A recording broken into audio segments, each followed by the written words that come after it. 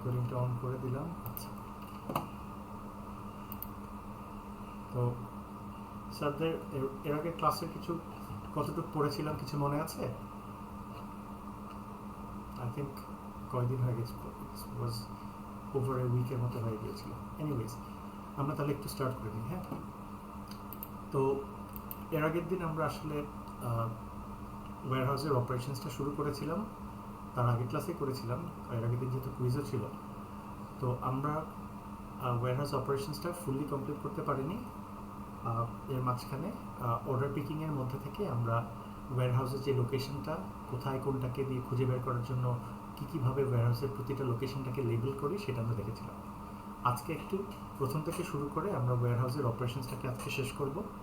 আর আজকে যদি টাইম থাকে ভালো, নাহলে ইফ নট নেক্সট ক্লাসে অর্ডার পিক করতে গেলে আমাদের কীভাবে আমরা পিক করতে পারি, what are the ways, different ways, যেভাবে একটা ওয়্যারহাউসের আমার কাছে একটা অর্ডার আসলে আমি এই অর্ডারটাকে পিক করে আনতে পারি, বিভিন্ন মাধ্যমগুলোকে দেখার চেষ্টা করব ইন দ্য নেক্সট ক্লাস। তো আমি একটু স্টার্ট করে নিই। This is we have already covered in the earlier classes warehouse বলতে কী বোঝাচ্ছে, আমরা এইগুলাকে কভার করেছিলাম। ওয়্যারহাউসের 3টা লেআউটসের কথা বলা হয়েছে, যেটা সবচেয়ে মোস্ট পপুলার এবং সবচেয়ে মোস্ট আইডল বা প্রেফার্ড লোকেশন বা লেআউটের কথা হচ্ছে যেটা আমরা লেফট থেকে শুরু করতে পারি, আই। সো বাট এটার আর অ্যাডিশনাল কস্ট আছে। এটার একটা ইনবাউন্ড, তার মানে ওয়্যারহাউসের ভিতরে যখন ঢুকছে ওই যে আনলোডিংয়ে দেখবেন একটা অ্যারো, এবং আউটবাউন্ড লোডিং, যেখান থেকে আউটবাউন্ড হয়ে বের হয়ে যাচ্ছে, সেটার একটা দুটোটা ডিফারেন্ট থাকা লাগছে। তার মানে আপনার অ্যাডিশনাল একটা পাথওয়ে বা রোড আপনাকে রাখতে হচ্ছে, যেটার মধ্যে থেকে ওয়্যারহাউসে ইনবাউন্ড আসবে, ট্রাফিক বা গাড়িগুলো আসবে আবার বের হবে। সেম জিনিসটাও আসলে এলটাতেও আসে। আপনার একটা সিগনিফিক্যান্ট স্পেস বা আপনার জায়গা দরকার পড়ছে। আপনার যদি স্পেসের একটা লিমিটেশনস থাকে, কনস্ট্রেন্ট থাকে, বেটার অফ হচ্ছে ইউ শেপে চলে যাওয়া, যেটা আমাদের মিনাবাজারটাও দেখেছেন। কারণ ওর অ্যাপ্রোচ রোড একটাই আছে, অ্যাপ্রোচ রোড যেহেতু একটাই আছে, আমার যেহেতু আরেকটা অ্যাপ্রোচ রোড ক্রিয়েট করার মতো সেই লাক্সারিটা নাই, সো বেটার অফ সেই ইউ শেপটা করাই আপনার ভালো। তার মানে একটা মেইন অ্যাপ্রোচ রোড দিয়েই আসবে, আসার পর তারপরে আপনি ডান পাশে বা বাঁ পাশে আপনি একটাতে দেখবেন ইনবাউন্ডের জন্য একটা রাখবেন, যেখান থেকে ইনকামিং প্রোডাক্টগুলো আসবে, স্টোর করবেন। করার পর যখন কাস্টমারের অর্ডারটা আসবে, আপনি লেফট সাইডে একটা কথা বলেছেন, রাইট সাইড দিয়ে বের করে দেবেন। সো ইনবাউন্ড অ্যান্ড আউটবাউন্ড দুটো একই এরিয়ার দিকে হচ্ছে। মাঝখানে একটা স্পেস রাখছেন, মাঝখানের ওই স্পেসটাতে আসলে যদিও দেখেছেন খালি, কিন্তু মোস্টলি আমরা এই ওপেন স্পেসগুলোকে আসলে যে অন্যান্য কাজে ইউটিলাইজ করে ফেলি। সো মিনাবাজারের ওয়্যারহাউসটাকে যদি দেখেন, সেই সেম জিনিসটাই দেখবেন। আমি যদি একটু দেখানোর চেষ্টা করি, আপনি you have seen it many many times. এখানের মধ্যে থেকে মিনাবাজারের অনেকগুলো ওয়্যারহাউসের ছবি আছে, এইখানের মধ্যে থেকেও দেখতে পাচ্ছেন। এই যে এদের দুইটা শাটার দেখতে পাচ্ছেন, এইখানে অ্যারো যেটাতে আছে, এখান থেকে ওরা প্রোডাক্টটাকে রিসিভ করে, সো ইনবাউন্ড হয়, আর এই পাশ থেকে প্রোডাক্টটাকে ওদের আউটবাউন্ড হচ্ছে। সো এটা বেসিক্যালি ইউ শেপই করে দিয়েছে। মাঝখানে যে খালি জায়গাগুলোতে আছেন, এই জায়গাগুলোতে যেহেতু আমাদের দেশে মানে দেশে বলতে হচ্ছে ঢাকা সিটির মধ্যে ওয়্যারহাউসের স্পেস খুবই একেবারে ভেরি প্রেশাস। তো এভরি লিটল ইঞ্চ যেটাও পাচ্ছেন সেটাও আসলে আমরা ইউজ করে ফেলি। এই যে বাইরের দিকে দেখেছেন, এইটা আসলে যদি নর্মাল ওয়্যারহাউস হতো, পুরো এরিয়াটা যদি কাভার্ড না হতো, এই ইনভেন্টরিগুলো, গুডসগুলোকে বাইরে রাখার মতো আসলে সাহস করতে পারতেন না। কারণ এই 7-আপটা দেখা যাচ্ছে কখনো এই দিক থেকে ওই দিক থেকে চুরি হয়ে যেত। সো এই লেআউটের কথা we talked it in the earlier class. এবার ওয়্যারহাউসের অপারেশনসটা অলরেডি আমরা একটা প্রিন্ট আউট আপনাদের সাথে দেওয়া হয়েছিল, যে কী কাজগুলো আমরা আসলে ওয়্যারহাউসের মধ্যে থেকে করে থাকি। সো রিসিভিংটা ছিল ওয়্যারহাউসের ফার্স্ট এবং ফরমোস্ট ফার্স্ট কাজগুলোই, যেখানে ইনকামিং প্রোডাক্টগুলোকে আমরা আমাদের কাছে আসছে। এই জায়গার মধ্যে থেকে বলেছিলাম রিসিভিংয়ের আগেও আরেকটা ফাংশনস আছে, কেউ কি হেল্প করতে পারবেন? আমরা we talked about that in the earlier class. রিসিভিংয়ের আগেও আরেকটা function, thank you sir. So ওইটাই প্রি রিসিপ্ট বা সাপ্লায়ারের কমপ্লায়েন্স বলা হয়। কমপ্লায়েন্স মানে বাধ্যতামূলক। তার মানে রিসিভিংয়ের আগে, নামাজ পড়ার আগে যেরকম আপনার রুজু করতে হবে, এটা একেবারেই বাধ্যতামূলক। সেইমভাবেও আপনার যে কোনো ওয়্যারহাউসে প্রোডাক্টটাকে রিসিভ করবেন কখন, যখন আপনি প্রোডাক্টটা পাঠাচ্ছেন, পাঠানোর আগে there are few things that you must finish. তার মধ্যে থেকে নাম্বার 1টা হচ্ছে ASN বলা হচ্ছে, অ্যাডভান্স শিপিং নোটিস। যেমন আপনার আগামীকালকে যে পাঠাচ্ছেন অ্যাটলিস্ট 24 ঘন্টা আগে আপনাকে নোটিফাই করতে হবে যে কালকে আপনার ওয়্যারহাউসে আমার গাড়ি আসছে। সো এই আগাম নোটিশটা এটা আপনাকে দিতে হবে, কারণ কালকে যদি আপনার অন্যান্য কাজ থাকে ওরা হয়তো আপনার প্রোডাক্টটাকে রিসিভ নাও করতে পারে। সো এইটা ইউজুয়ালি আপনার 24 ঘন্টার আগে টাইম দিয়ে থাকে যে আপনার অ্যাডভান্স শিপিং নোটিশটা বলবেন। এবং ওয়্যারহাউসের ক্ষেত্রে আপনার জানতে হচ্ছিল যে ওদের অপারেটিং আওয়ার্স কতক্ষণ, এবং ওই 24 ঘন্টা আগেই নোটিফাই করবেন, এটা যেমন একটা ম্যান্ডেটরি জিনিস আপনাকে বলতে হচ্ছে। সেকেন্ডলি ওরা একটা টাইম করে দেয়, ওই যে আপনারা বাইরের ফ্লাইটগুলো যখন করেন সেখানের মধ্যে থেকে গেটসগুলো আপনাকে কী বলা হয় যে if your flight is at 5 then আপনাকে you must enter to the আপনার এয়ারপোর্ট বাই 3 o'clock or 2, 3 ঘন্টা আগে আপনাকে এয়ারপোর্টের ভিতরে ঢুকতে হবে। সেইমভাবেও এদের অপারেটিং আওয়ার্স যতক্ষণ 6টা পর্যন্ত কিউসি করতে, যেহেতু ওদের মিনিমাম 2 hours লাগে, ওরা একটা টাইম সেট করে দেয় 4টার ভিতরে আপনি ঢুকতে হবে। তার মানে ওদের অপারেটিং আওয়ার্স যতটুকু তার আগ পর্যন্ত ওরা একটা টাইম সেট করে দেয়, ওই টাইম সেটের মধ্যে থেকে ঢুকতে হবে। এবং আপনাকে ইন অ্যাডভান্স যেই আপনাকে একটা 24 hours দিয়ে দেয় যে আগামীকালকে আমার প্রোডাক্টগুলোকে আপনার এখানে বা গাড়ি আসছে। এখন গাড়ির মধ্যে কি আসবে? গুডসগুলোকেই আনবে। এখন ওয়্যারহাউসে আমরা সাধারণত দেখবেন বড় বড় কার্টুন করে নিয়ে আসি। কার্টুনগুলো এনে কোথায় রাখবেন? আমার ওয়্যারহাউসে নিশ্চয়ই নির্দিষ্ট জায়গা আছে। এখন আমি যেহেতু ওয়্যারহাউসেই রাখবো, এবং আমরা এরকম দেখবেন ওয়্যারহাউসে, এইখানের মধ্যে থেকে দেখেছেন এই র্যাকিং সিস্টেমে, যদিও আমরা নেক্সট ক্লাসগুলোতে দেখবো কীভাবে ওয়্যারহাউসে গুডসগুলোকে রাখা যায়। এরকম র্যাকগুলো দেখেছেন লাইব্রেরিতেও আছে, সামনে ওয়্যারহাউসে মিনাবাজারেও দেখেছেন, এরকম প্রচুর র্যাকগুলো আপনি দেখতে পারবেন যেখানের মধ্যে থেকে রাখে। সার্টেনলি এটা একটা অ্যাডভান্টেজ আছে, কারণ বাসাতে দেখেছেন আগে একটা ডুপ্লেক্স বাসাতে আপনি কয়জন থাকতে পারতো? 2টা ফ্যামিলি। এখন ওই জায়গাতে যখন অ্যাপার্টমেন্ট করেছেন তখন আপনার 8 তলা, 10 তলা, 15 তলা, 20 তলা করেছেন, তার মানে এখানে প্রায় 20টা ফ্যামিলি থাকতে পারছে। সেইভাবেও আমরা একটার উপর আরেকটা, যে লেগো যে সিস্টেমটা ছিল, আমি যেহেতু আমার আরেকটা স্লাইড আছে ওটা আমি একটু দেখিয়ে নেই। এই যে আমরা আপনাকে একটু দেখাতে চাচ্ছি, যেটা আমাদের পরের ক্লাসে আসবে, যেহেতু এই কথাটা আসলো একটু বলে নেই। এটা আমি একটু একটা সেকেন্ড লাগছে। হ্যাঁ, এই সিস্টেমটা বলি আমরা হচ্ছে এই ব্লক সিস্টেম বলি। ছোটোবেলা লেগো যেরকম দেখেছেন একটার উপর আরেকটা রেখে রেখে রেখে আপনি এরকম করে রাখছেন, বাট এইটা যেরকম সুবিধা আছে যে এখানে আপনি একটার উপর আরেকটা যেভাবে করে রাখছেন, এটার জন্য আসলে আহামরি কোনো খরচ আপনার লাগছে না। একটা বক্স, তার উপর আরেকটা বক্স। কিন্তু এইটার একটা ইস্যুজ আছে, আপনি বেশি পরিমাণ বক্সের লেয়ার যখন করবেন, এই নিচের দিকের যে আইটেমসগুলো আছে সেগুলো কিন্তু ড্যামেজ হয়ে যাবে। তার মানে সবার নিচে যেই বক্সটা থাকে তার লোড বেয়ারিং, তার মানে ওজন বহন করার ক্ষমতা যদি কম থাকে, তাহলে কিন্তু নিচের দিকে প্রোডাক্টগুলোকে ড্যামেজ হয়ে যায়। স্যাররা কি এখানে একটু দেখতে পাচ্ছেন এই জায়গাতে?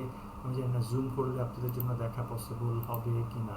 এই যে এখানে লেখা আছে দেখেছেন, একটা এরকম একটা বোল্ড করে, এখানে কি লেখা? ম্যাক্সিমাম স্ট্যাকিং কটা দেওয়া আছে স্যার?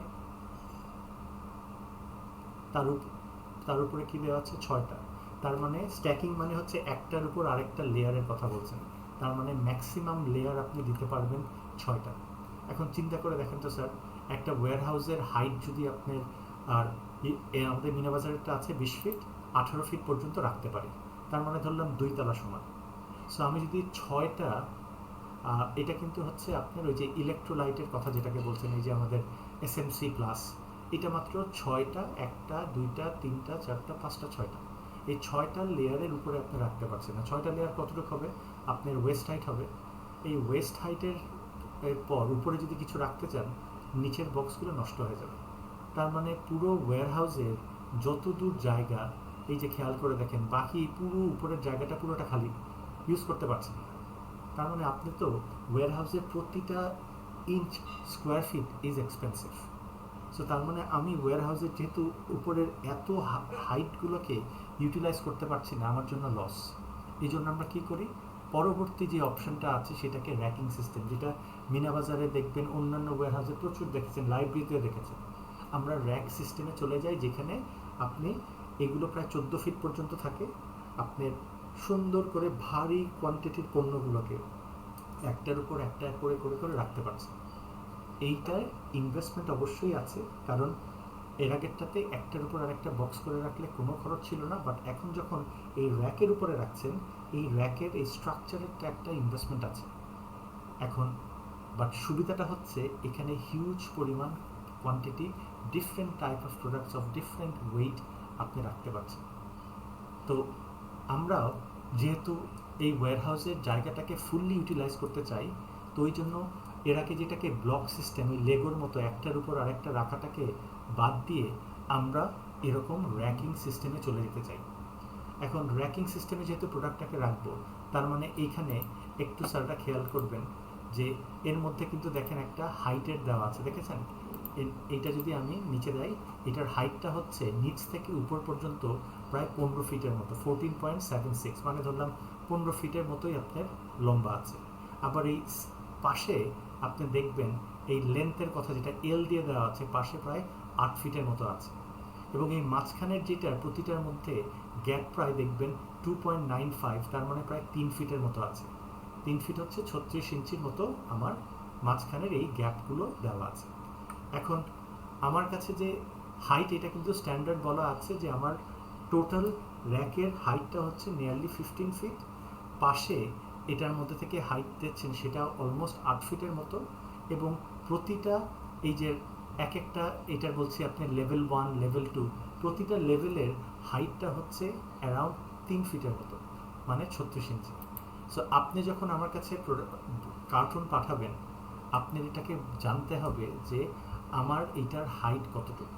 যেমন এটার মধ্যে থেকে কিন্তু স্যার দেখবেন এখানের মধ্যে বিভিন্ন ধরনের হোলসগুলো আছে, আপনি চাইলে ছোটও করতে পারেন, বড় করতে পারেন। এখন আমি স্ট্যান্ডার্ড সাইজ নিয়ে আসলাম ধরেন 36 ইঞ্চির, মানে 3 ফিটের, আর আপনি ইউজুয়ালি রাখছেন হচ্ছে আপনার 24 ইঞ্চির বা 2 ফিটের। সো আমার কিন্তু বেসিক্যালি আপনার কাছ থেকে আগে জেনে নিতে হয় যে আপনার যেই র্যাকগুলো আছে, র্যাকের হাইটগুলো কতটুকু, প্রতিটা লেভেলের হাইটটা কতটুকু আছে। This is something that I must confirm before delivering the product. Otherwise ওয়্যারহাউসে যখন পাঠালে আপনার তখন আবার কার্টুনটাকে খোলা রাখবে, খুলে আপনার কাছে আবার সময় একটা নষ্ট হবে, এটা আমরা করতে চাই না। সো এই জিনিসটা প্রথমে হচ্ছে আপনাকে পাঠানোর আগে কতক্ষণ আগে আপনার আসলে আমাকে ইনফর্ম করতে হবে, দ্যাট ইজ একটা মিনিমাম টাইম সেট করে দিই 24 আওয়ার্স। আমার অপারেটিং আওয়ার্সটাকে একটু জেনে আসতে হবে, কারণ আমার কিউসি করতে আমার যেহেতু 2 ঘন্টা লাগে, সেই জন্য আমার 6টার সময় বন্ধ হলে 4টার পরে I am not receiving any product at all. আমার ওয়্যারহাউসে প্রোডাক্টগুলোকে যেই র্যাকে রাখছি, সেই র্যাকের হাইটটাকে জেনে রাখতে হবে, প্রতিটা লেভেলের হাইটগুলোকে এখানে জানতে আপনার হচ্ছে। স্যার এর আগের দিন লাইব্রেরিতে গিয়েছিলাম, মনে আছে স্যার? লাইব্রেরিতে বে লেভেল দেখা হয়েছিল। লাইব্রেরিতে কয়টা লেভেল ছিল স্যার বলেন তো, হেল্প করেন তো আমাকে, কয়টা ছিল কেউ বলতে পারবেন? মনে করে দেখেন, লাইব্রেরিতে আমরা যেটাকে লেভেল দেখেছি, বাবা ইয়ের কথা বলছি, 6টা। ওয়ান্ডারফুল।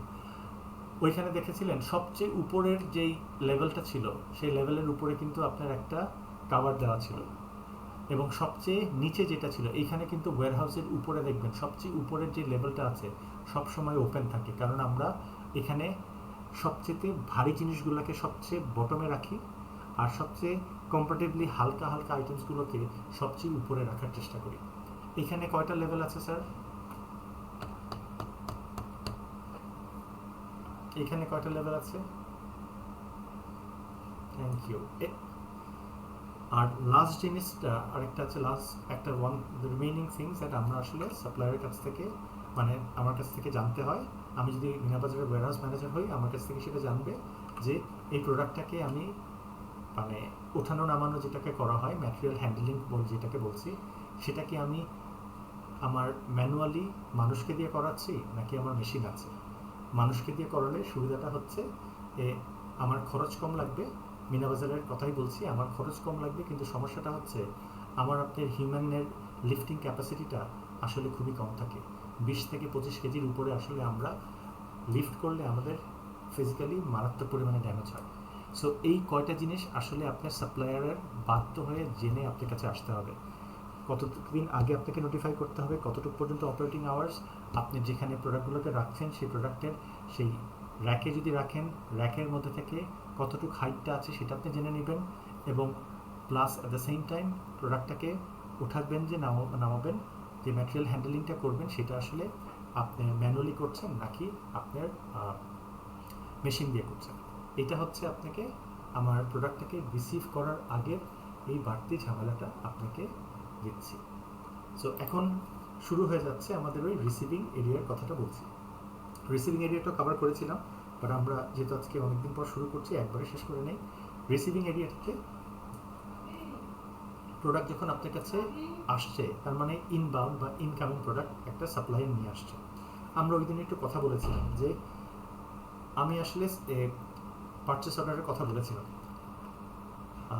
আবার যদি একটু রিক্যাপ করি, মূলত মিনা বাজার তার সাপ্লায়ারের কাছে যে কোনো প্রোডাক্টের জন্য রিকোজিশন বা প্রোডাক্ট দিতে যেটা বলে, সেটা বলার পিছে কারণ হচ্ছে মিনা বাজারের ডিফারেন্ট যে ব্রাঞ্চেসগুলো আছে বা আউটলেট আছে, সেই আউটলেটগুলোই তার কাছে বলে যে তো আমার এই পরিমাণ কোয়ান্টিটির পণ্যগুলো লাগবে, এবং ওই কোয়ান্টিটির পণ্যগুলো আপনার প্রকিউরমেন্ট ডিপার্টমেন্ট সে তার সাপ্লায়ারের কাছে বলে দেয় যে আমাকে এত এত কোয়ান্টিটির পণ্যগুলো পাঠাতে হবে, এবং তাকে যে এই অর্ডারটা দেয় যে তুমি আমাকে এই ধরনের পণ্যগুলো পাঠাবা, ওইটাকেই বলা হয় পারচেস অর্ডার।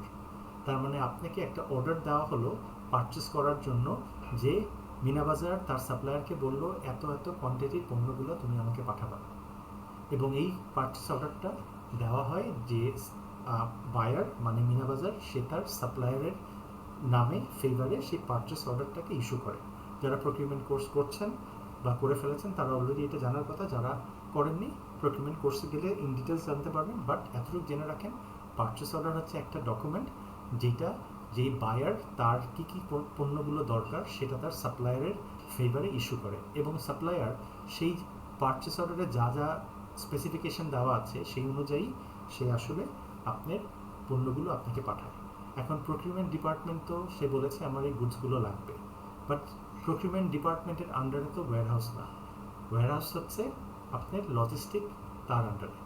এখন পণ্যগুলোকে পাঠাচ্ছে যেহেতু ওয়্যারহাউসে, যেটার আন্ডারে হচ্ছে লজিস্টিকের আন্ডারে, তো কী কী পণ্য পাঠাচ্ছে এই জন্য পারচেস অর্ডারের একটা কপি ওয়্যারহাউসকে বা লজিস্টিক ম্যানেজারের কাছে পাঠিয়ে দেয়। সো লজিস্টিক ম্যানেজার অলরেডি জানে যে what they are actually expecting, কী কী প্রোডাক্ট তার কাছে আসছে। সে যখন পণ্যগুলোকে আসে, তার মানে পারচেস অর্ডার মানে হচ্ছে এখানে একটা লিস্ট আছে কী কী পণ্য আমি অর্ডার করেছি। গাড়িতে করে ট্রাকে করে যখন সাপ্লায়ার আপনার কাছে পণ্যটা দেয়, সে তখন আপনাকে একটা ইনভয়েস বা একটা রসিদ দেয় যে দেখো আমি এইগুলো এনেছি। এখন আপনি তো প্রোডাক্টগুলোকে চেক না করেই আপনি নিশ্চয়ই পয়সা দিবেন না। আপনার কাছে দুটো ডকুমেন্ট রইল, একটা হচ্ছে পারচেস অর্ডার, যেটার একটা প্রুফ মানে আমি আমার সাপ্লায়ারকে এই সকল জিনিস অর্ডার দিয়েছি, তার একটা কপি আপনার কাছে রইল। এখন সাপ্লায়ার সেই পারচেস অর্ডারের মোতাবেক আপনার কাছে যখন দিল, সে তো নিশ্চয়ই আপনার কাছ থেকে টাকা নিবে, ওই জন্যই একটা সেলার্স রসিদ বা বিক্রির রসিদ আপনাকে দিল যে এই পণ্যগুলো আপনাকে আমি দিয়েছি এত কোয়ান্টিটির, এবার আপনি টাকা দেন। এখন আপনি কি করবেন, ওই যে বাসায় যখন আপনার কাছে ফার্নিচার আসে, দেখেছেন স্যাররা লিখে রাখেন যে মালামাল বুঝে গিয়ে পাইলাম, দেখেছেন আপনারা না হয় আপনার আব্বুমোলা রেখে দিয়ে দেয়। তার মানে কি, যা আপনার কাছে ফার্নিচার এসেছে সেগুলো আপনি ইনট্যাক্টভাবে পেয়েছেন বলেই, একটা সেকেন্ডকে, আচ্ছা সরি মেসেজ পাঠিয়েছিল হয়তো। সো ইনট্যাক্টভাবে পেয়েছেন বলেই কিন্তু লিখে দেন ফার্নিচারটা বুঝিয়ে পাইলাম বা মালামাল বুঝিয়ে পাইলাম। এইখানেও তো হাজার হাজার লাখ লাখ টাকার জিনিস, তো আপনি একটু চেক করে নেবেন না? তখন চেক করার জন্যই আমরা সমস্ত আইটেমসগুলোকে দেখি, এবং সেই জায়গাতে একটা ডকুমেন্ট আমরা তৈরি করি নিজের জন্য, যে কারণ এই ডকুমেন্টটাকে বলা হয় গুডস রিসিভড নোটস, GRN। যারা প্রকিউরমেন্ট করেছেন বা এটাকে বলা হয় GRN, গুডস রিসিভড নোটস। তার মানে একটা নোটের মধ্যে আপনি লিখে রাখেন কি কি গুডস আপনি রিসিভ করলেন। তার মানে আমাকে যে 500 প্যাকেট চিপস দিয়েছেন, তার মধ্যে থেকে 50টা প্যাকেটের মধ্যে একটা ছোট্ট পরিমাণ ফুটা বা লিক আছে। সো আমি আপনাকে 500 প্যাকেটের পয়সা তো আমি দিব না, আমি আপনাকে পয়সা দিব 450, যেটা আমি আমার গুডস রিসিভ নোটের মধ্যে লিখে রাখলাম। সো আমার কাছে যখন রিসিভিং এরিয়াতে আসবে, তখন আমি চেক করে দেখব যা আমি অর্ডার দিয়েছি পারচেস অর্ডারে এবং যা আপনি আমাকে দিয়েছেন এই জিনিসগুলোর মধ্যে মিলিয়ে দেখব যে কতগুলো অক্ষত অবস্থায় আছে, কারণ যেগুলো ড্যামেজ প্রোডাক্ট সেগুলোর তো আমি পয়সাও দিব না, রিসিভও করবো না, সেখান থেকেই আমি ফেরাই দিব। এই যে আমি 50টা প্যাকেট ফেরত দিয়ে দিলাম, সেটা কিন্তু আমার এই গুডস রিসিভ নোটের মধ্যে লিখে রাখবো। অর্ডার করেছিলাম 500, 50টা ওয়ার ফাউন্ড ড্যামেজ, সো তার মানে 450 জন্য তাকে পয়সা দেওয়া হলো। সো এই রিসিভ যখন করেন তখন আপনি মিলিয়ে দেখেন যা অর্ডার করেছি তা তো আপনি দিয়েছেন, বাট সেগুলো কি ফিজিক্যালি কোনো ইস্যুজ আছে কিনা, প্রোডাক্ট সব ঠিকঠাক আছে কিনা সেটা আপনি ইন্সপেক্ট করে দেখেন। এই ইন্সপেক্ট করার পরই যা রেজাল্টটা হয় সেটাই একটা ছোট্ট ডকুমেন্টে একটা কাগজে লিখেন, ওটাকেই বলা হয় গুডস রিসিভড নোট অথবা জিআরএন বলা হয়। ওয়্যারহাউসে আমরা গেলেও দেখব ওদেরও জিআরএন ওরা রাখে, কারণ এই জিআরএনের উপর ভিত্তি করেই পরবর্তীতে সাপ্লায়ারকে পেমেন্ট করা হয়। কারণ 500 চিপস পাঠিয়েছেন, 500 পেমেন্ট তো আমি দিব না, যতগুলো আমি ঠিকঠাক মতো বুঝে পেয়েছি সেটাই আমি জিআরএনে লিখব, গুডস রিসিভ নোটে লিখে আমি আমার অ্যাকাউন্টস ডিপার্টমেন্টকে পরবর্তীতে পাঠিয়ে দিব এবং অ্যাকাউন্টস ডিপার্টমেন্ট সেই অনুযায়ী তাকে একটা পেমেন্ট করবে। স্যার যারা প্রকিউরমেন্ট করেননি, গুডস রিসিভ নোটটা কি বুঝতে পেরেছেন স্যার? কোনো কোয়েশ্চেন আছে? থাকলে প্লিজ বলবেন। কোনো পার্টে একটু কনফিউশন থাকলে প্লিজ বলবেন। আমি আপনাকে শুধু, এটা আমার অন্য কোর্সেরও, এইটাই গুডস রিসিভ নোট, এইটাই যে কতগুলো অর্ডার করেছি, অর্ডার করেছেন কতটুক, ডেলিভার কতটুক করেছেন, কি কারণে ওই যে 500 প্যাকেট চিপস অর্ডার করেছিলাম, কতটা করেছিলাম 500, ডেলিভার কোয়ান্টিটি করেছেন হচ্ছে 500, ও এর মধ্যে থেকে ড্যামেজ ছিল হচ্ছে আপনার 50। এই জিনিসগুলো আপনি একটা নিজেরা এই ডকুমেন্টটা তৈরি করেন, কারণ এইটার উপর ভিত্তি করেই পরবর্তীতে আপনি পেমেন্ট করেন। তো রিসিভিং এরিয়াতে আপনি তো রিসিভ করবেন, রিসিভের বিপরীতে টাকা দিবেন। এই জায়গায় চেক করে করি যে প্রোডাক্টটা ঠিকঠাক মতো আছে কিনা, এবং ঠিকঠাক মতো থাকলেই বা ইস্যুস যেটাই হবে এই গুডস রিসিভ নোট যেটা, সেই নোটটা তৈরি করে সেখানের মধ্যে লিখে দিবেন কতগুলো প্রোডাক্ট ঠিকঠাক মতো পেয়েছেন, কতগুলো পাননি, এবং সেটার অনুযায়ী আপনার অ্যাকাউন্টস ডিপার্টমেন্টটা আপনাকে পেমেন্টটা ক্লিয়ার করবে। এটা একেবারে রিসিভিং এরিয়াতে আমাদের দেখবেন, মিনাবাজারে গেলেও রিসিভিং এরিয়াতে যেটাতে আছেন সেই জায়গাতে আপনাকে একেবারে মানে ওয়াচডগের মতো দেখতে হয় যে প্রোডাক্টগুলো ঠিকঠাক মতো আছে কিনা।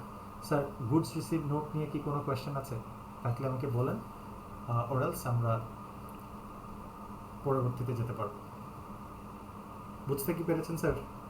মানে অনলাইন ক্লাস আমার জন্য একটু আসলে আমি মানে আপনাদের দেখে ক্যামেরা যেহেতু অন থাকে না, আমি দেখে বুঝতে পারি না চোখ মুখ দেখে যে আসলে বুঝতে পেরেছেন কিনা। সো কোনো কোয়েশ্চেন থাকলে বলবেন, অথবা আমি চলে যাই পরবর্তী কোর্সে। প্রকিউরমেন্ট যখন করবেন ইন ডিটেলস এটাতে আসবে।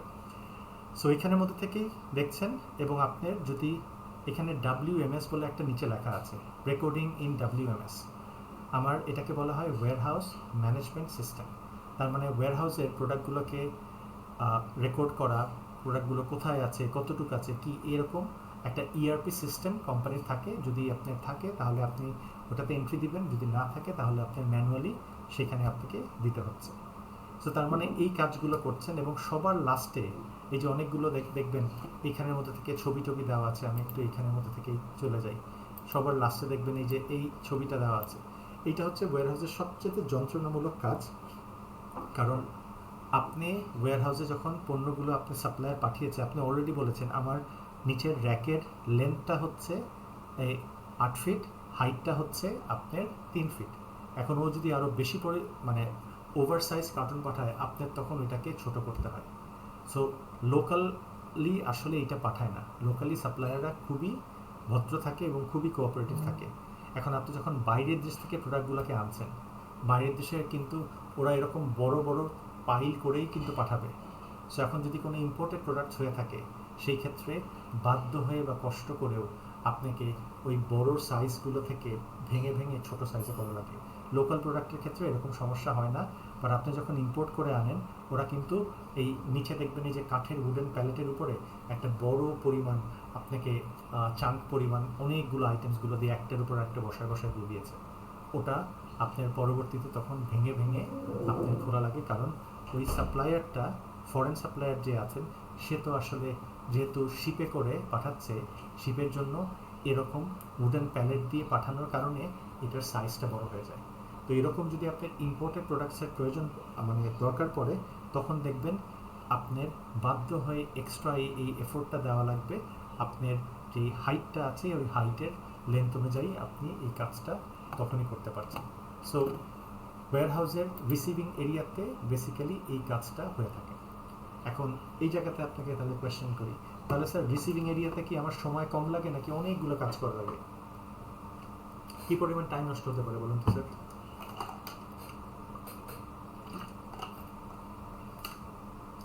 রিসিভিং এরিয়াতে একটা কোম্পানির কি পরিমাণ সময় নষ্ট হতে পারে, এনি আইডিয়া? আচ্ছা, আমি যদি আপনাকে বলি ফর অ্যান এক্সাম্পল, যে কোনো সুপার মার্কেটের কথা বলি, আগরার কথা বলি, মিনা বাজারের কথা বলি, অথবা ইউনিমার্টের কথা বলি, অনেক প্রোডাক্ট আসছে প্রতিদিন। সো আমার তো রিসিভিংয়ে তাহলে একটা সিগনিফিক্যান্ট টাইম নষ্ট হবে। এখন আমার তখন যে একটা প্রবলেম হয়, ধরেন ফর অ্যান এক্সাম্পল, আমাদের মিনা বাজারের এইখানের মধ্যে ওয়্যারহাউসে আপনার বিস্কিটের কথা যদি বলছি, নাবিস্কো বিস্কিটের আপনার গাড়িগুলো অনেক চলে আসে। এখন গাড়ি আসার পর এখন আমি প্রতিটা চেক করে করে করে দেখব, তারপরে আবার ওয়্যারহাউসের ভিতরে রাখবো, আবার বিকালে বা আগামী দিনে আবার আমাদের মিনা বাজারের ধানমন্ডি ব্রাঞ্চের একটা গাড়ি আসবে, সেখান থেকে 500 বা সরি ধরেন 50 বক্স চিপস এবং বিস্কিটের বক্স চাইলো, আবার ওদের গাড়িতে ভরে দিলাম, সেই গাড়ি ভরে নিয়ে গেল হচ্ছে ধানমন্ডির আউটলেটে, ধানমন্ডির আউটলেটে ওরা আবার চেক করলো। তার মানে আমার তো চেকিংটা একই কাজ একবার, দুইবার, তিনবার হয়ে যাচ্ছে। সো রিডান্ডেন্ট ওয়ার্ক যদি হয়, সেক্ষেত্রে তো আমার সিগনিফিক্যান্ট টাইম নষ্ট হয়। তখন এরকম কোম্পানিরা যারা এরকম সুপার মার্কেটের ব্যবসাতে আছে, তাদের হিউজ কোয়ান্টিটির পণ্যগুলো আসতে হয় ফ্রম ডাইভার্স সাপ্লায়ার। এখন আমরা যে সমস্ত আমাদের পুরাতন সাপ্লায়ার আছে, অনেক দিন ধরে ব্যবসা করছে, তাদের সাথে আমাদের ট্রাস্ট ইস্যুস বেসিক্যালি থাকে না, কারণ তারাও জানে যে আমি আপনার ছাড়া মানে ব্যবসা করতে গেলে আপনাকে আমার দরকার। যেমন মিনা বাজারকে ওদের দরকার, কারণ মিনা বাজারের কিন্তু স্কোয়ারের পণ্য না নিলে এশিয়ার পণ্য, অন্যান্য গুডস আছে, প্রাণের পণ্য আছে। সো কেউ আসলে এরকম জায়েন্টদের সাথে এই রিলেশনশিপটাকে আসলে ভাঙতে চায় না। তখন তাদের সাথে আমরা এই রিসিভিংয়ের যে বাড়তি কাজ, এগুলাকে কমানোর চেষ্টা করি। তখন ওদেরকে আমরা এটাকে এইভাবে করে বলি যে, আমি যদি পরেরটাতে যাই, এটাই হয় গুড ফেথ রিসিভিং বলা হয়। মানে গুড ফেথ রিসিভিংটা আসে হচ্ছে, আমি আপনাকে সরল বিশ্বাসে, আপনি যে আমাকে বিস্কিটের বক্স পাঠাচ্ছেন, ওই বিস্কিটের বক্সের আমি ওই সিকিউরিটি ট্যাগটা দেখে আমি বুঝবো যে এখানে 24টা থাকার কথা বা 48টা থাকার কথা, 48টাই আছে। এখন আমি আমার ওয়্যারহাউসে আর ফার্দার কোনো চেক করব না, করে আমি এটাকে রেখে দেব। রেখে দেওয়ার পর যখন আমার আউটলেটে ধানমন্ডি, উত্তরা, যেখানেই পাঠানোর প্রয়োজন, আমি যখন ওখানে পাঠালাম, ওরা কিন্তু ওই বক্সটা একেবারে ইনটেক বক্স হিসাবে খোলার পর সে যখন আপনার শেলফে রাখবে, তখন কিন্তু সে চেক করে দেখছে যে এখানে 48টা আছে কিনা, অথবা এইখানের মধ্যে থেকে কোনো কিছু ড্যামেজ আছে কিনা। সো তার মানে আমার যে জায়গায় দুইবার চেক করা লাগতো, সেই চেকটাকে দুইবার থেকে আমি কমিয়ে একবার আনতে পারলাম। এই চেকিংটা হবে শুধুমাত্র আমার আউটলেটে যখন রাইট বিফোর আমি যে আপনার শেলফের মধ্যে থেকে সমস্ত আপনাকে ডিসপ্লে করার শেলফের মধ্যে রাখছি, তখনই আপনি চেক করে দেখলেন যে এখানের মধ্যে থেকে 48টা আছে কিনা, আপনার কোনোটা ড্যামেজ আছে কিনা। যদি কোনোটা ড্যামেজ থাকে, আবার তো সন্ধ্যার দিকে বা রাতের দিকে ফিরতি গাড়ি আপনার আমার আর ইয়েতে আসবে, আপনার মিনা বাজারের আমাদের এখানকার ওয়্যারহাউসে আসবে, আপনি তখন ওইগুলোতে রিটার্ন প্রোডাক্ট হিসাবে আপনি দিয়ে দেবেন। সো এটাকে আমরা গুড ফেথ রিসিভিং বলি। এই গুড ফেথ রিসিভিংয়ের মধ্যে থেকে নর্মাল প্র্যাকটিস হচ্ছে প্রতিটা জিনিস পুঙ্খানুপুঙ্খ চেক করে করে করে নেবেন। বাট আমরা এই রিটেলে এত পণ্য আসে, সো ওই চেক করতে গেলে আমাদের যেই পরিমাণ সময় নষ্ট হয়, ওইটাকে আমরা কমানোর চেষ্টা করি। সো কমানোর চেষ্টা করে আপনার আমরা এইখান থেকে এটাকে বন্ধ করে দিই। তার সাথে আমার একটা আন্ডারস্ট্যান্ডিং থাকে যে এরকম যদি কোনো প্রোডাক্টের ইস্যুস হয়, সেখানে পাইলো 10টা 15টা whatever the number is, সেটা পরবর্তীতে ওরা আমাদেরকে রিপ্লেস করে দেবে। এখন একটা প্রশ্ন আসতে পারে আমার আপনার ক্ষেত্রে, মিনা বাজার কি সবসময় অনেস্ট হবে? তো এইটা কিন্তু আসলে স্যার দেখবেন, এই ব্যবসাটা কিন্তু একদিনের জন্য না। সো মিনা বাজারের ডিসঅনেস্ট হওয়ার কোনো আসলে ইস্যু মানে কারণ থাকে না। আর কোম্পানিরা বাধ্য হয়ে ওরা এর, যদি আপনার ফর অ্যান এক্সাম্পল মিনা বাজার আর বা আগোরা, ওরা রাউন্ড দ্য ইয়ার যেই পরিমাণ কোয়ান্টিটি পণ্য কিনে, সো তাদের সাথে আসলে এরকম কথা বলার আসলে সাহস তারা পায় না। হ্যাঁ, ছোটো মুদির দোকান হতো, দেখতেন আপনার সাথে behaviour is going to B extremely different. আমরা মানে প্রকিউরমেন্ট কোর্সে যখন দেখবেন নেগোসিয়েশনের ব্যাপার, লাইফে একটা সুন্দর কথা বলা হয়, you don't get what you deserve in life, you get what you can negotiate. বড় বড় কোম্পানিদের মধ্যে দেখবেন তাদের পারচেসিং পাওয়ার বিশাল থাকার কারণে তাদের নেগোসিয়েশন পাওয়ার এত পরিমাণ হয়, সো তাদের টার্মস অ্যান্ড কন্ডিশনে আপনাকে আসতে বাধ্য। সো ওই ক্ষেত্রেই দেখা যাচ্ছে যে এরকম কোম্পানিদের সাথে আসলে ঝামেলা করতে যায় না। ওরা কাজগুলোকে আরও এফিশিয়েন্ট বানানোর জন্য ওরা কী করে, যে আমরা এখানে আপনি কিউসি করবো না, জাস্ট দেখবো যে আপনার এখানে ওই সিকিউরিটি সিল আছে কি না। সিল যদি থাকে তার মানে এটা ইনট্যাক্ট আছে, রেখে দিব। সেই হিসাবেই রেখে দেওয়ার পর আমি আমার আউটলেটে পাঠিয়ে দিব।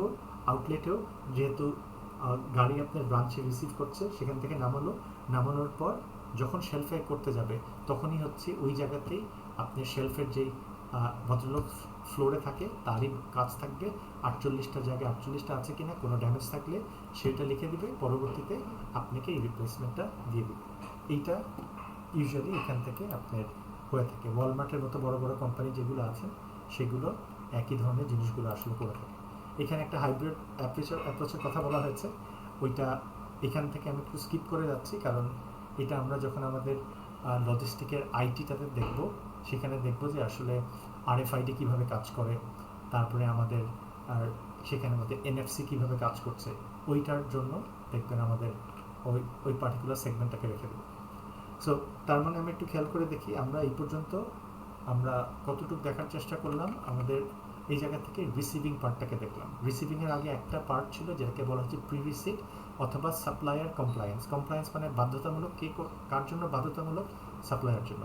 সে কী করছে, কতক্ষণের মধ্যে আপনার ওয়্যারহাউসের ভিতরে ঢুকতে হবে, কত দিন বা কত ঘন্টা আগে আপনাকে নোটিফাই করতে হবে যে আপনি আমার এখানে আসছেন। আপনার যেখানে প্রোডাক্টগুলোকে স্টোর করবেন, সেই প্রোডাক্ট স্টোরের জায়গাতে আপনার এক একটা শেলফ অথবা এক একটা র্যাকের হাইট কতটুকু আছে সেটা আপনাকে সে অলরেডি জেনে নিতে হবে। এবং আরেকটা হচ্ছে প্রোডাক্টগুলোকে যে উঠানো নামানো করছেন, এটা কি মেশিন দিয়ে করছেন নাকি হিউম্যান লেবার আছে। হিউম্যান লেবার হলে আপনি চোখ বন্ধ করে আপনি 20 থেকে 25 কেজির উপরে আপনি এক একটা বক্স বা করবেন না। আর যদি আপনার হিউম্যান লেবার না হয়ে অন্যান্য হয়, তাহলে দেখবেন আপনি খুব ইজিলি ফোর্কলিফট থাকলে আপনি খুব সহজেই আপনি বেশি কোয়ান্টিটির পণ্যগুলোকে আনতে পারবেন। স্যাররা কি ফোর্কলিফট দেখেছেন স্যার? ফোর্কলিফট দেখা হয়েছে? ফোর্কলিফটের একটা মজার জিনিস আছে। ফোর্কলিফটের কতটুক এইটা আপনার ওয়েট লিফট করতে পারবে, এটা ফোর্কলিফটের গায়ে লেখা থাকে। এই যে যদি দেখি এখানে স্যাররা দেখবেন, I don't know দেখতে পাচ্ছেন কিনা, এটা একটু আসুক। এখানে দেখতে পেয়েছেন স্যার 30 লেখা একটা আছে বডিতে, দেখতে পান? একটু জুম করলে দেখতে পারবেন, লেখা আছে এখানের মধ্যে থেকে। সরি, এটা তো দেখতে পাচ্ছেন না, এর আগে ছিল এই যে 30 একটা দেওয়া আছে। হ্যাঁ, 30 না 38 দেওয়া আছে। এইটার প্রতিটার ক্ষেত্রে আপনার এটা 38টা মানেই হচ্ছে 3.8 টন বা 3000, মানে টনে তো 1000 কেজি আসে, 3800 কেজি। প্রতিটা ফোর্কলিফটের গায়ে আপনার এই মডেল নাম্বার দিয়ে এটা দেওয়া আছে। কিছু জায়গাতে দেখবেন 20, তার মানে 2 টন নিতে পারবে। কিছু জায়গাতে দেখবেন 5 টন নিতে পারবে। এটার প্রতিটা আপনার ফোর্কলিফটের গায়ের মধ্যে মডেল নাম্বার দেওয়া থাকে, সেটাই হচ্ছে যে ওর লিফটিং ক্যাপাসিটি। আর আমাদের বিভিন্ন ফেসবুকে হয়তো দেখেছেন ফোর্কলিফটে প্রচুর অ্যাক্সিডেন্ট হয়। এই অ্যাক্সিডেন্টের ওয়ান অফ দ্য রিজন হচ্ছে আমাদের যেই লিফটিং আপনার ক্যাপাসিটি থাকে, এখানে দেখলাম মানে 3800 কেজি।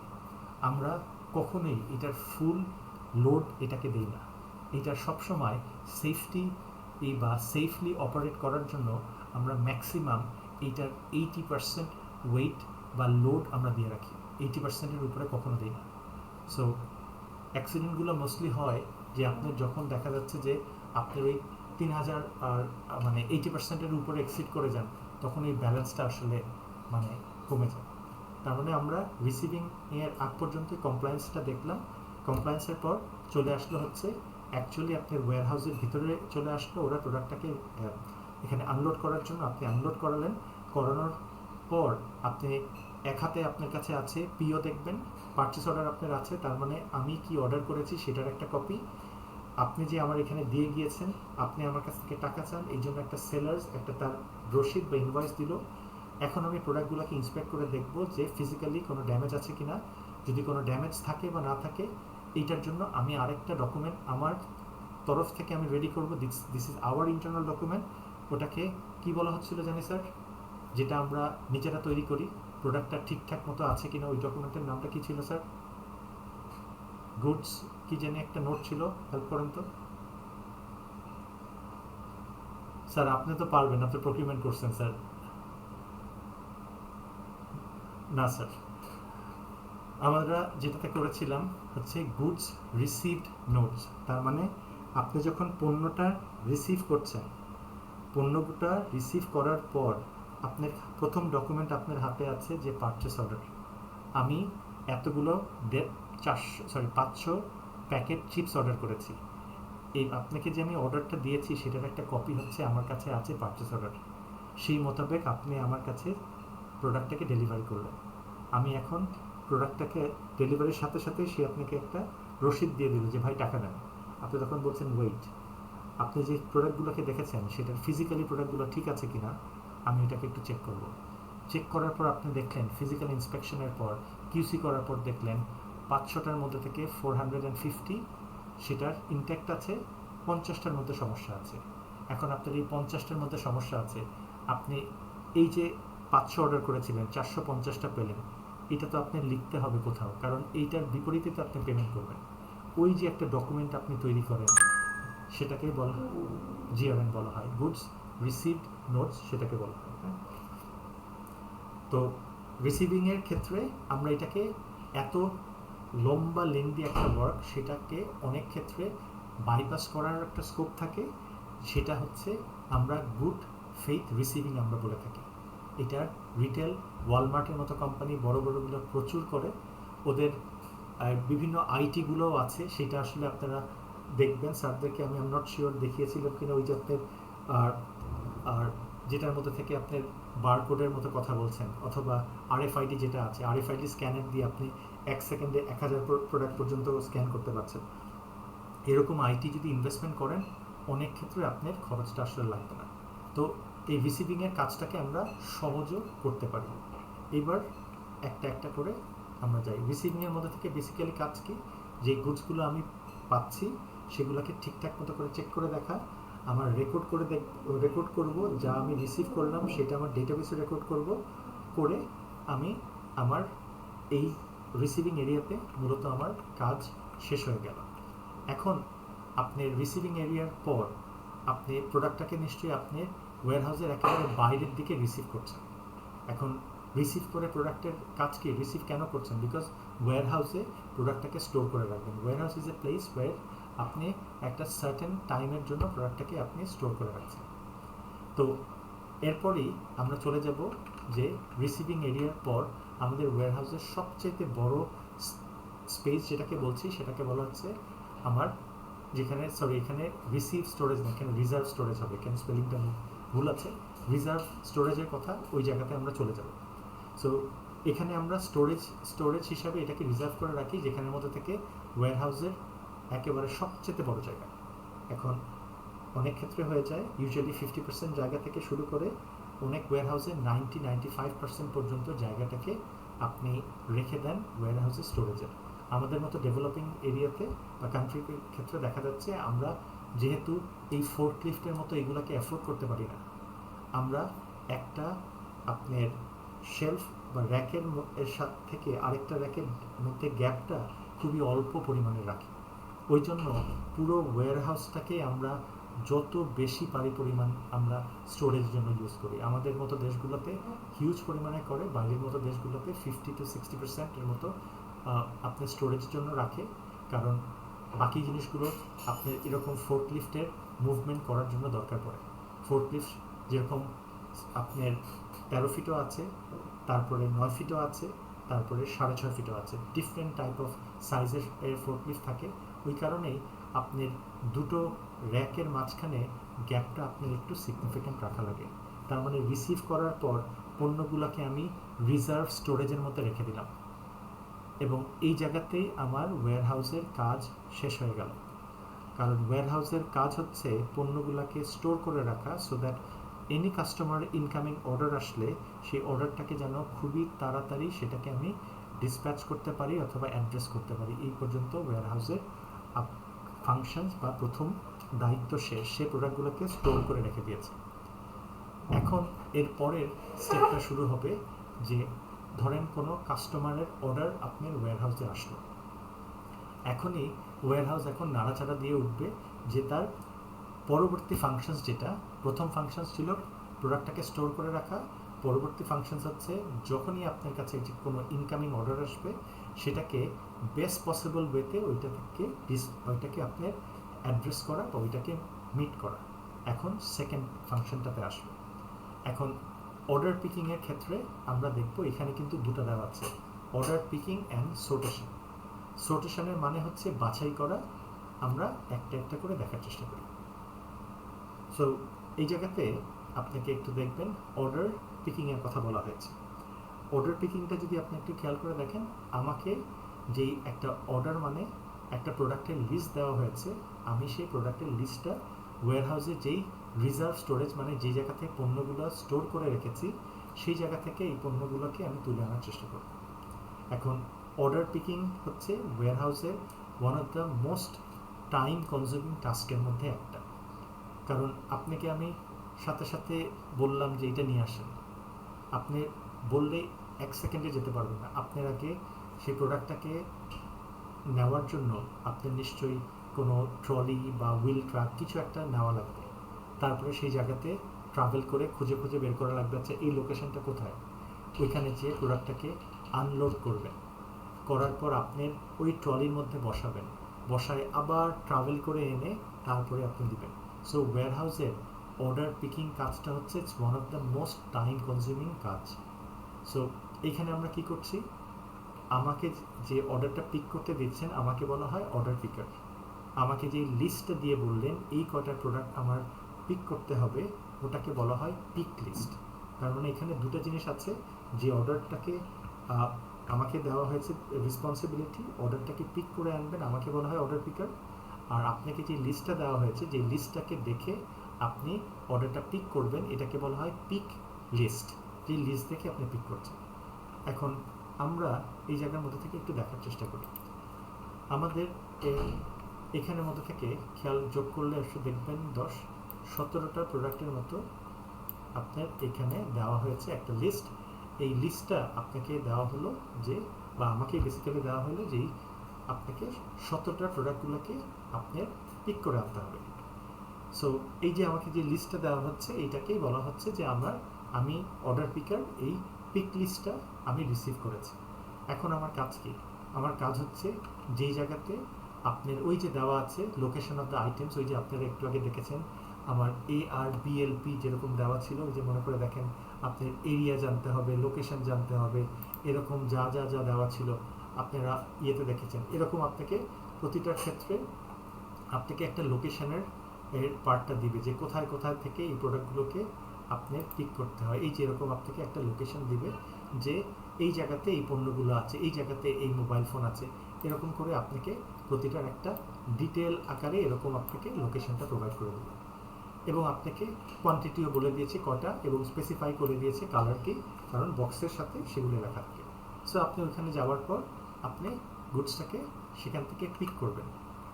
এই পিক থেকে করবেন, এই স্টোরেজ থেকে পিক করবেন, করার পর এনে কোথায় রাখবেন, এই যে দেখেন এই মাঝখানে আপনার এই যে পিকের জায়গাটা যেটা আছে, সরি আমি মনে হয় খুব বেশি পরিমাণ এটা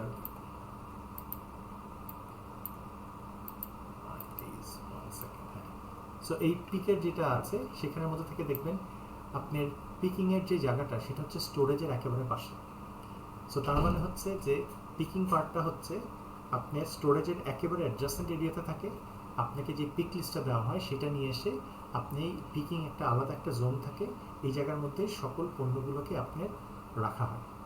আড়ংয়ে গেলে দেখবেন যখনই আপনারা শপিং করতে যান, যাওয়ার পরে এই সালোয়ার কামিজ বা এই পাঞ্জাবি হোয়াটএভার পছন্দ করেন, ওইখান থেকে একজন আপনার ফ্লোর স্টাফ যিনি আছেন সে আপনার কাছ থেকে নিয়ে যে কর্নারে ওদের একটা টেবিল বা ডেস্ক থাকে, ডেস্কের মধ্যে ওইটাকে সুন্দর করে ভাঁজ টাচ করে একেবারে পিছের কাউন্টারে দিয়ে দেয়। সেমভাবে হচ্ছে পিকিং এরিয়াটাই হচ্ছে আমার যেই পণ্যগুলো আমাকে পিক করতে বলা হয়েছে সেগুলো শেলফ থেকে নিয়ে এসে আমি এই জায়গাতে রাখি। কেন এই জায়গাতে রাখি?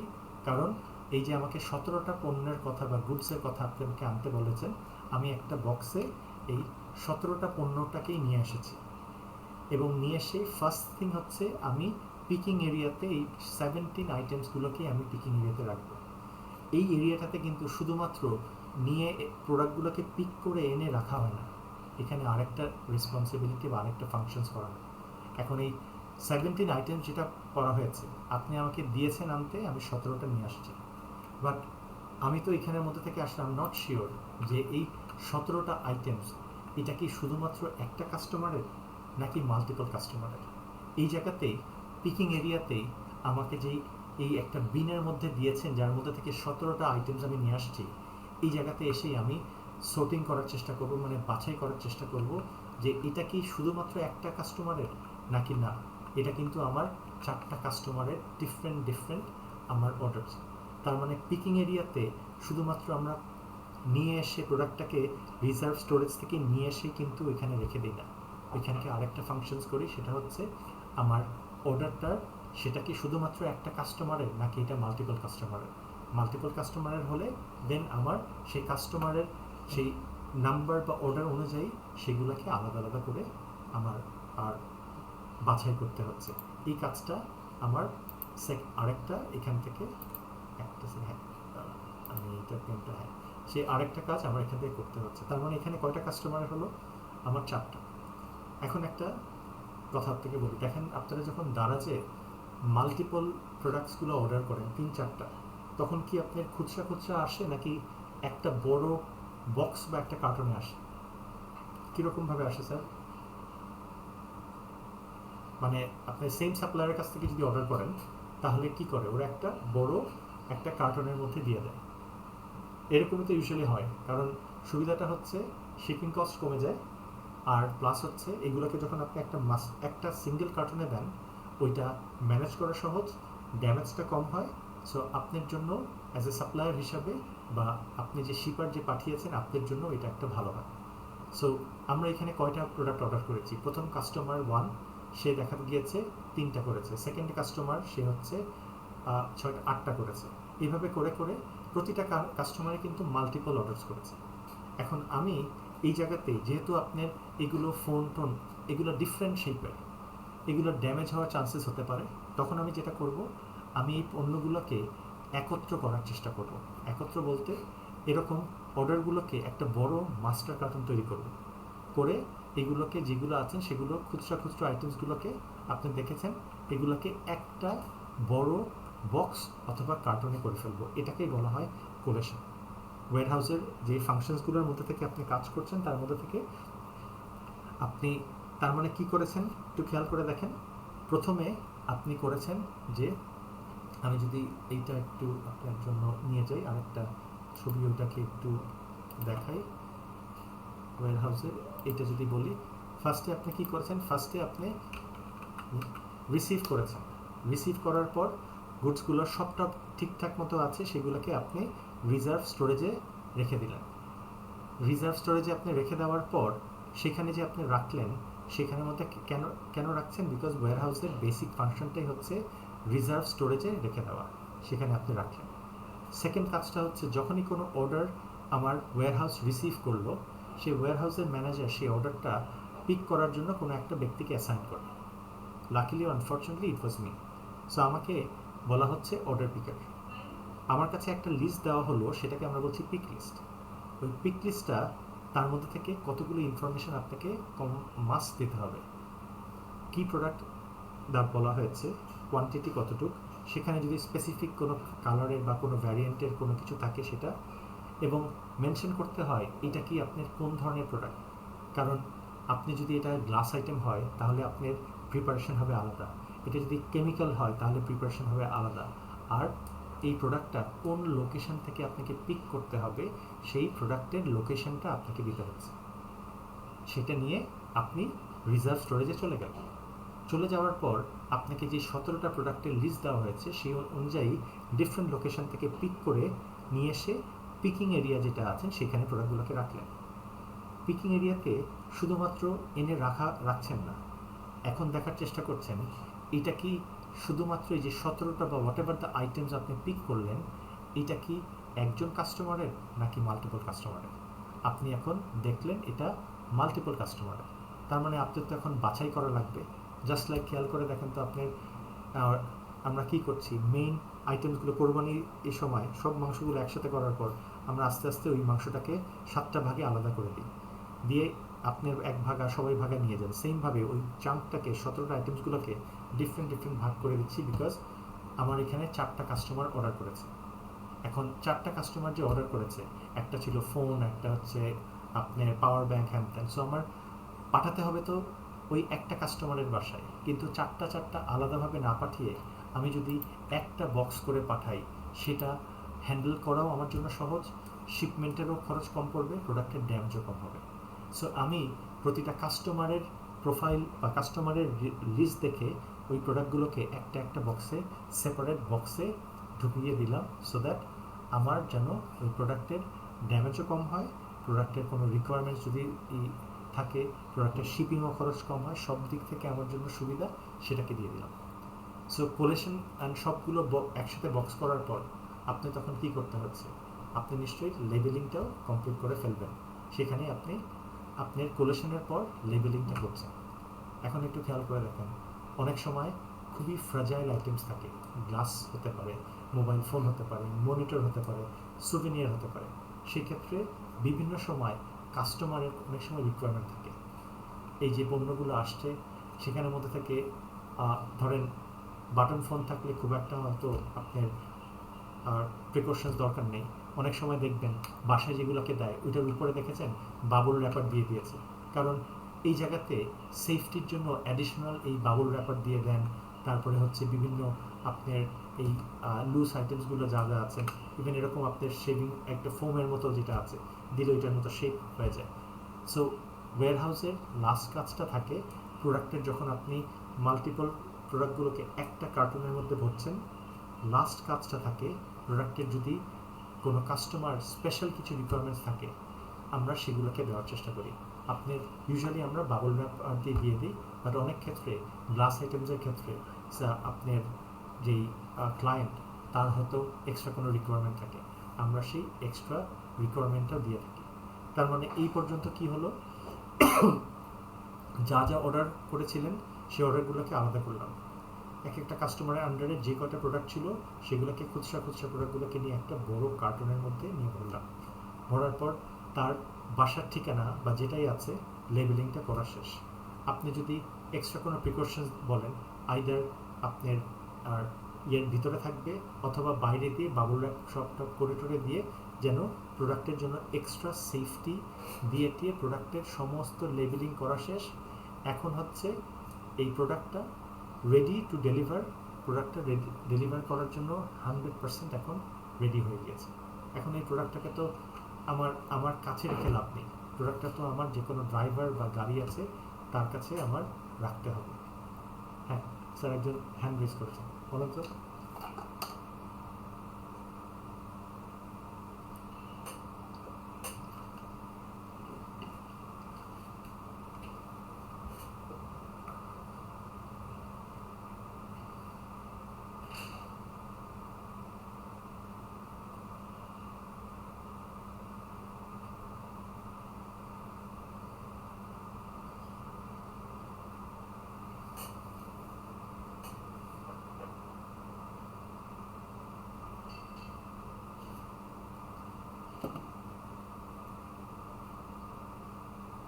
আচ্ছা স্যার, আপনি যেটা বলছেন আমি ওইটার আপনাকে এখানে কিছু একটা ইয়ে দেখতে পাচ্ছেন স্যার, আমি একটু আপনার ওইটার, আপনি যেই কথাটা বলছেন এইটারটা আমি আপনাকে এখান থেকে একটু দেখাই দিই। আমরা কি কি ফ্যাক্টরস চুজ করে প্রোডাক্টটাকে কোথায় রাখি, এটা হচ্ছে আপনি যেটা বলছেন এটা ওয়্যারহাউসে স্টোরেজের কথা।